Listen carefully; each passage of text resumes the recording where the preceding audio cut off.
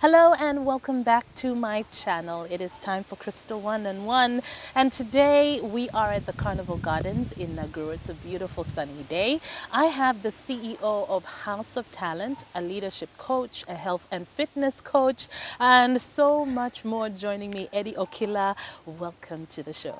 Thank you, Crystal. How are Thank you for having me. you? I'm all right. And you? I'm good. It's I been just like see you forever. working out, making the rest of us look bad and working like crazy.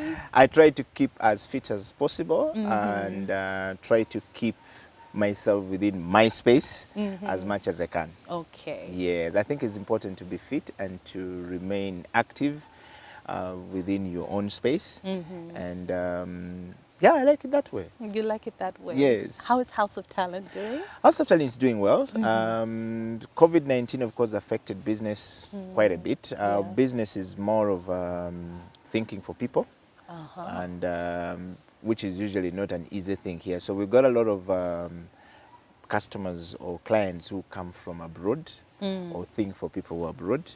And then a few here. Before COVID-19, I think we were handling a situation at City Hall.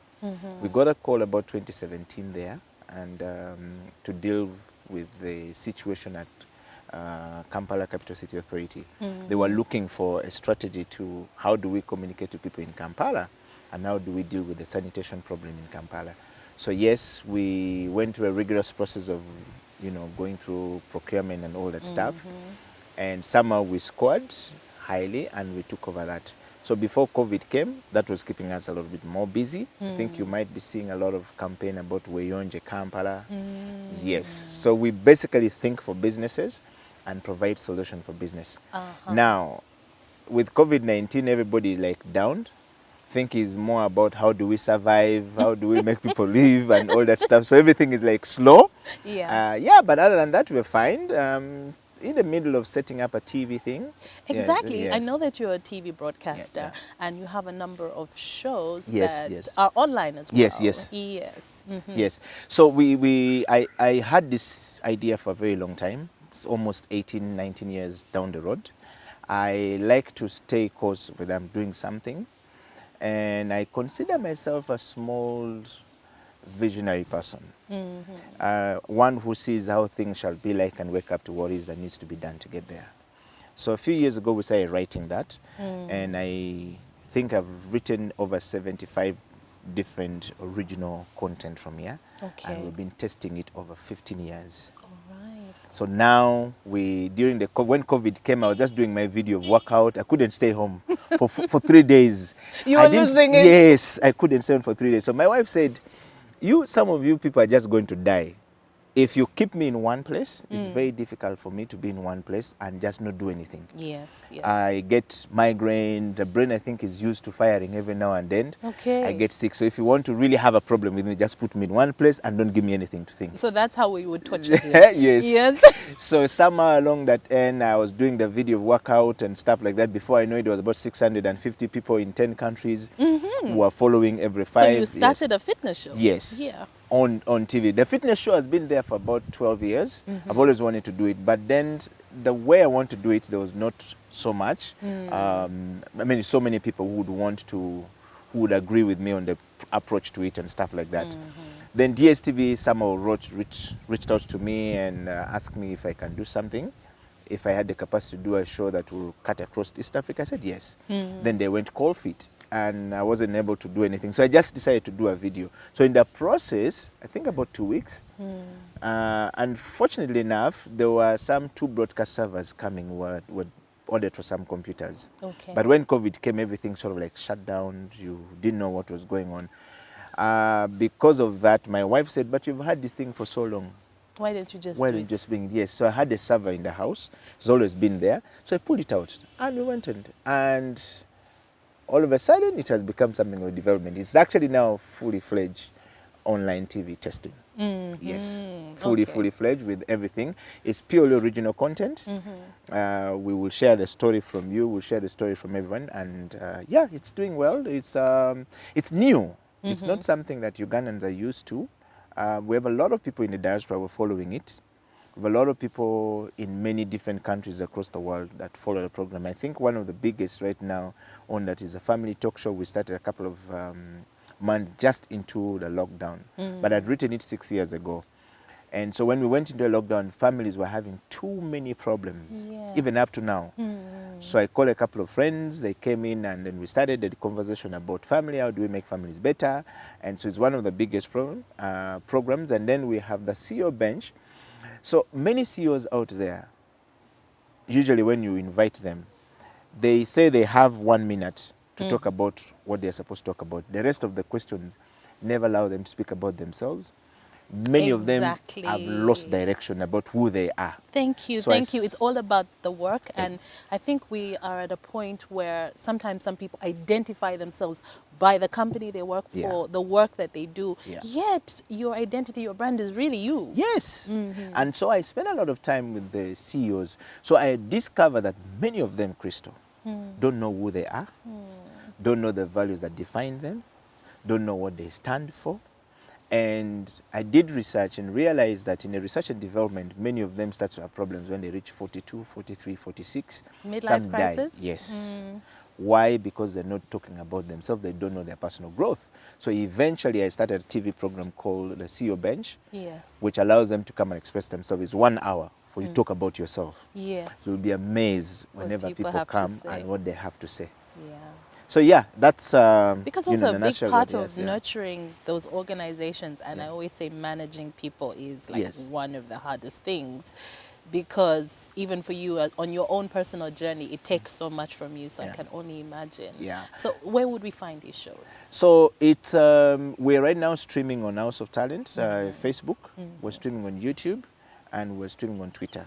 The Okay. beauty about it, we're able to stream simultaneously to all the 3 platforms, and it's 24 hours. So whether you're on the road, wherever you are, you will find it. And then we're trying to give people the best quality possible. So I it's know this you're full very HD. specific about your Yes, production quality. yes. I'm very careful about that, so that you can have something you can look up to and you can watch it from anywhere. So it's streaming on YouTube, Facebook, and Twitter.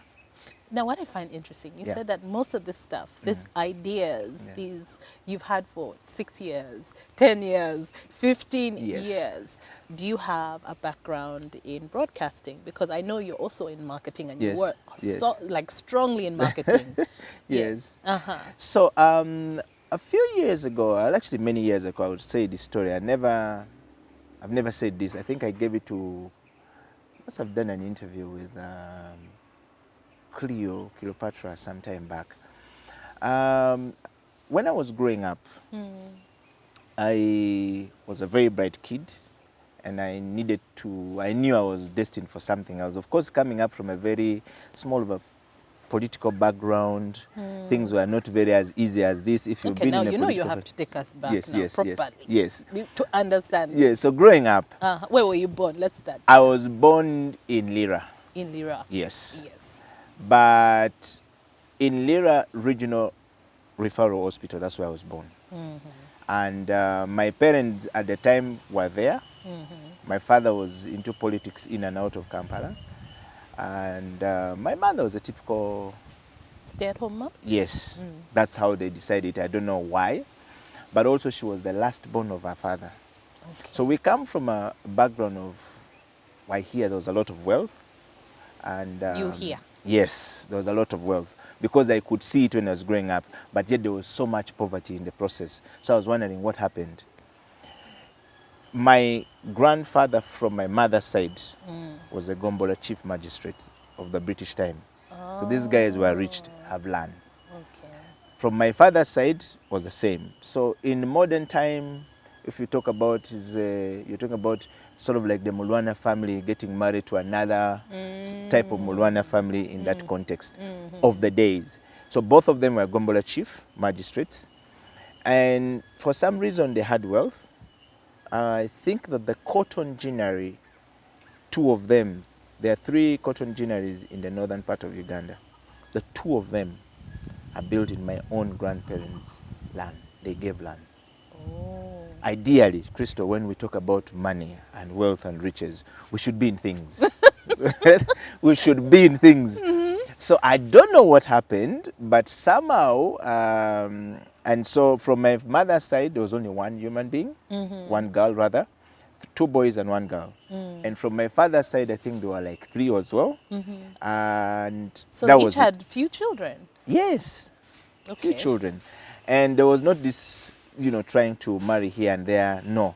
But somewhere along the way, my grandfather, I'm told, as a last born child in the family, gave birth to me a bit late, was lost a wife and I think decided to get another woman. Now the other woman came in and said, I need to protect the wealth she never built. Imagine coming home to a vacation each day, to a place of pure serenity, a place of pure luxury for you to entertain and unwind. At Jacana Heights, dreams come true. Take your pick from spacious 1, 2, or 3 bedroom apartments and luxurious 4-bedroom penthouses, built to international standards with fine, exceptional finishing.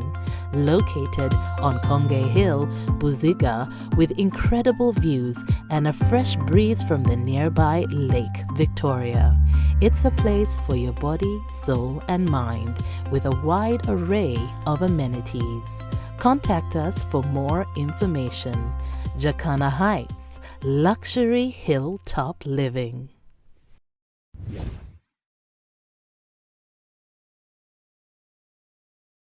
Now the other woman came in and said, I need to protect the wealth she never built. So she started something called witchcraft. And I can tell you, to protect wealth, it took me so long. I'm the last born child of my mother's womb, who changed the entire story. So this new wife came in. So the new wife comes in, wanted to protect the wealth, and in the process, for some very strange reasons, I'm told, the thing decided to pick on my mother and my father. And so whatever she did, she built a shrine. Now, I would say not wise at all from my mother's side to also decide that they want to counter what was going on. So in so doing, my grandfather on my mother's side decided that this is my only daughter, so I'm now going to protect.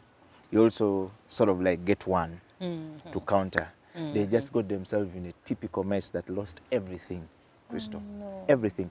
If I ever take you and tell you this area here and this area, this is where we come from, I'm going to say you guys must be mad. So growing up as a child, I was born, then my mother struggled to look for boy child. Story from her and my father. When she was married, she couldn't give birth to her first, everybody expected her to give birth to firstborn child to be a boy. But she wasn't able to get a boy, she got a girl. So they termed her as a cursed woman.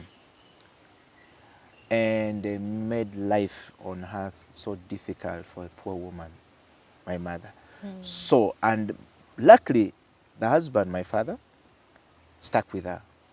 He never walked out to look for any other child in that entire relationship until their family. life. But their family. Eventually, so, and the funny thing is that every time she would get pregnant with a boy, they would die. I think the first one she gave birth to, I think apparently was bitten by a snake at a certain age and he died. They went, playing and what, because, coming from a big family, they went fishing. Somewhere a snake bit him from there and they didn't tell her. And then before we know it, or rather they know it, the boy died. The next person like that, the next person like that. So she survived the third born child, fourth actually, and then the last born child, which is me. So she had 2 boys, 6 girls. Those are the ones that remained. We were actually many. She kept producing and dying and dying. So in the process, my mother was never wedded. They married her and said she cannot. So back in the days, a woman would be married. You have to give birth first to a baby boy. Then you seal your fate. Then you can be married. Oh my goodness. Yes, wedded. Yes, then so you she would be didn't. officially Yes. married. So my wife lived her life fighting all through with this step mother-in-law who came in fighting her. And then my grandfather on my father's side wanted a child from this woman here to be the heir to the throne. Let me tell you, my brother is 60 years old today. He doesn't have very good memories. So witchcraft is real when you believe in it. It took a long time, destroyed wealth and Yeah. crushed wealth. I have a first-hand experience in that. So growing up, my mother, somewhere along the way, decided to change Okay. course and say, you know what, I don't want any of my child to be like this, or any of my children to be like this. But of course, she was looking for one child out of her whom who can redeem her. It took a long time for that to happen.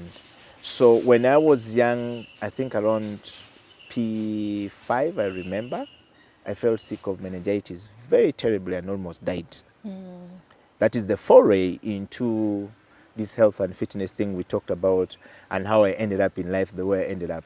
So when I fell sick, I remember that time I never used to go past 5 as the position in class. The competition was always 1 and 3. Me, I don't know those things of 5, 6, 7. I didn't know them. But somewhere along the way, Crystal, so when I fell sick, and yet I was immunized, I almost died. So I stayed home for about a year, not talking, not knowing anything. And then, so when I came, I think they over-injected me so much that my father actually gave up. It's my mother who stayed. So my mother somehow got born again along the way. And then she started praying crazy. Then at some point, I don't know what happened. So I dreamt one day that I was climbing, going over the hill, like a mountain sort of. But down here, there were like grass, rain, muddy, crazy stuff. So I struggled to get up there. By the time I was getting up there, I was so tired, finished, almost holding on sort of like a small grass stem like this that held me there. Down on the left, I would see many children dead. On the right, I would see many children dead, but I made it up there. So I woke up from a dream when my mother was slapping me and says, "What's wrong?" I think she thought I was passing out or something like that. Eventually, from that day, Crystal, I have been dreaming. So When you I remember dream your dreams from when I was in P5, and everything I have done in my entire life, it has to be through a dream. Not this dream of you sleep, be dreaming. So I got up from there. The doctors had told my mother, we're in a COVID situation right now, where everybody is saying things are bad. Let me tell you, I tasted death when they said that this boy is done. The meningitis affected his brain so much, he will never be okay again. He will be paralyzed on one side, the left side of me, and that was the story. So So somewhere it that's took how me your back. father had given up and they Yes, just my all mother, given up on you. yes. So my mother stuck with me. So after 1 year, I was taken back to school with the instruction, let him pass. So it was about passing. So every time there was like mathematics or something, that they would pull me out and put me aside. How did I end up in this TV thing? Bright, I wanted to be, when you're young, if I talk to your children, I'm going to find one at the age of 9, 10 there. They are very beautiful dreams. Very beautiful, and they will tell you so many things. But parents never get to help these kids to find a dream. So I wanted to be a pilot, which I missed terribly. I couldn't be an engineer. I opened my father's TV. I don't know what I did. Open radio. He did. I was beaten. Those are stories for another day. I was a crazy child. But to sum up the story, I get to a point where I couldn't sit in class and read like everybody else. So when it is mathematics, I was pulled out and taken for PE because it will strain my brain. When it is something complex like geography, it will pull me out. So that's how I ended up in playing sports very deeply. Yes. So they will take me out like that. For the target was, if I pass, that's okay. Because if they strain my head or stretch my brain rather, I will have a problem. But Crystal, let me tell you, I went through this life. I used to call it nonsense, but now I don't. For a long period of time. So when I got to senior 4, around there. And they were still doing the same thing? Yes, up to senior 4 until so I it started was my your senior sports that yes, was helping yes, you pass? Yes. What were you doing in sports? So they will pull me out from sport and take me for PE, then come back and study. So if I get a pass mark, that was okay. Anything to do with distinction until senior 4 was not allowed. When I finally came out of senior 4 and they said Okila had passed, the whole entire school celebrated me. The entire school celebrated me. So that's sort of like along the way impair the speech somehow. You know, sometimes when you hear people not speaking well, or maybe they don't construct sentences very well, or something happened, we have no idea What it is. what they have been through in life. Sometimes we just laugh and say, that person doesn't know English or doesn't know this. How did I that have make been you through. feel, though? All those years of being given that special treatment. So until senior 4, so when I went to Old Kampala, senior 5 and 6, I was now in charge of my life. Okay. So I started working. Now, senior 2 there, they said there's no school fees. You would never have met me anywhere in the world. I can guarantee you this. Okay. Yes, me and you, Crystal, would not have met. There was just no chance in a billion years it will happen when I look back. So one day my sister come to school and say, I've lost business, no school fees for you. My father is busy running and hiding somewhere. He never paid one single school fees for me. So when I laugh when I hear people So it talk was about all your politics. mother, Yes. your sister. So it was my sister until 1998. I remember the day very well, senior 2. I was in senior 1 in 97. In senior 2, third term, she said it was over. So they came to pick me. I disappeared from school and never went back. Since 1998, I've been independent, living. So what did you go and do? I just took off, disappeared, and remained in school. So my strategy, which is how I even ended up studying strategy at some point. I think some things are just God ordained or something like that. So anyway, I had to survive in school. So to survive in school from senior 2, I had to make sure that I'm a prefect. So I am always on top of things. Right. So I was a lighting prefect. I was lighting means that in a 7-day Adventist school, those days there were not very many. Some of you guys who went to top government schools, there were lights. Some of us didn't have those. We operated with pressure alarms. At some point I was a master in preparing pressure alarms. Master. Even today when I look at it, no one could touch me. Pressure alarms for the entire school. So you How would to set repair them it. up. Yes, how Yeah. to repair it. My uncle taught me that, how to repair it, everything. So that gave me an advantage to be in school. So whenever they would chase me out of school fees, they would think about who is going to look after this. So Okila was always the person you look for. So you made yourself useful. Useful. The next thing I did was to learn how to do photography.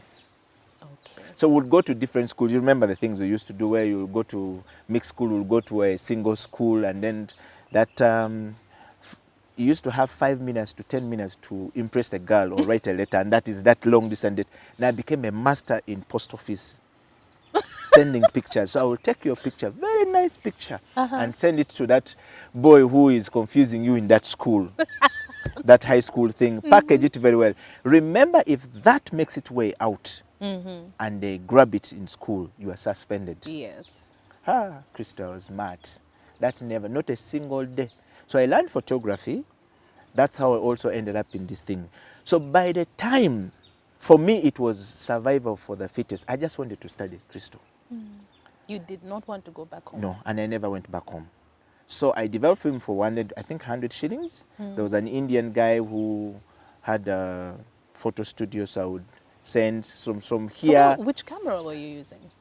It was a Canon E something, very small camera back in the days with the film rolling like this. So you will you put the inside film a in. small envelope, cover it up, remove in a dark room, and then roll the film, send it to be But developed. where did you get the camera? So I had nose bleeding when I was growing up as a result of the other problem, Yes. meningitis. Yes. Very bad one. So even if the wind will change, something will happen. Then in a 7-day Adventist school, we're here, Katikamo, then we're taken. They opened another school in Lira. Then we're taken. They took a number of kids, about 200 of us, to Lira. Now, when we went there, we were like superstars.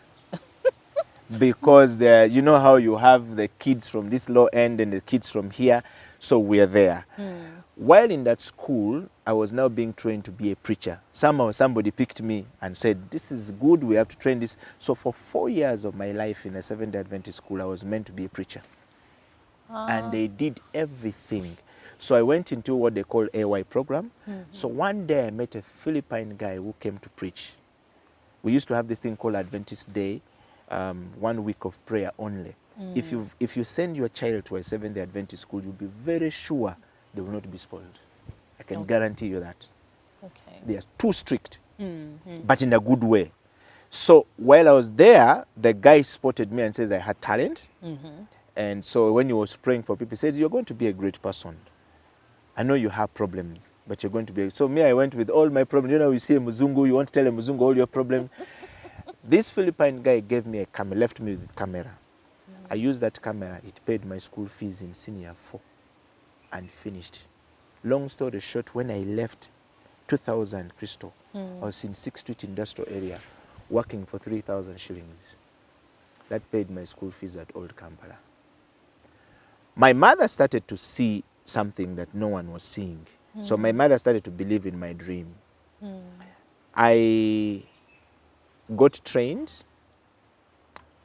as studied marketing and communication, and strictly majored in marketing and communication strategy thinking. Later on, I went back to school and studied another diploma in networking administration. Yes, in networking administration, which I never practiced. Then went back, did so many small diplomas here and there. I didn't need it. But then I went to a broadcast school and really did TV content development, writing. But going there, Crystal, it was not because I wanted to study. It was just to me to expose me to things. I knew so much about it. Yes, because you've been doing this Yes, hands-on yes, yes. for years. And so going there was just for me to have a paper, for you to say, okay, come and do this.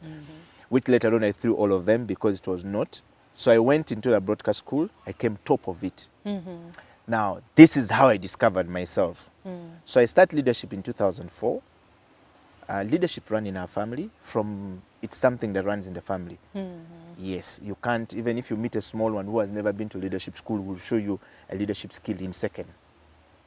It runs there. So I went for training, and somehow in 2006, I started to discover. One time I went for an examination, an international examination, and I strictly scored a double A and a double B. That was the day I woke up, I said I wasn't daft. But you had believed it for so many years. Yes, because they said don't push his brain for so long. So I lived in that space for that time, knowing this was the case. Now, in that school, when I was 13, they would take me out. So I played football, played volleyball, and went into volleyball very deeply. So when I started going around playing sports, I discovered something. That when I would play, I never got lame. My brain was not messed up. I said something is wrong. So I started digging deeply into how does the brain work, how does the muscle system in a human being work, how am I going to be affected, and all this stuff. Crystal, along the way, somebody had made a permanent decision or a temporary situation in my life. Okay. See, the doctors go and study 5 years, right? And then they will go back for another 5 to be, surgeons and all this stuff. To specialize. Yes. So I decided to go and study something on my own called human kinetics. Human kinetics? Yes. Okay.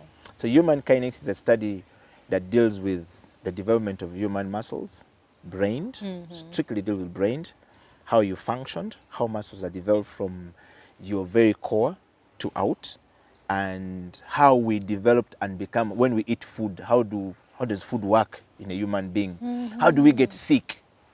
I was looking for solution for my own problem. Yes. Just to understand. You'll be amazed what I discovered. So now it's making a lot of sense. Yes. So I spent 12 years and went to South Africa, IPC, University of High Performance Center, I was there. Then I went to India.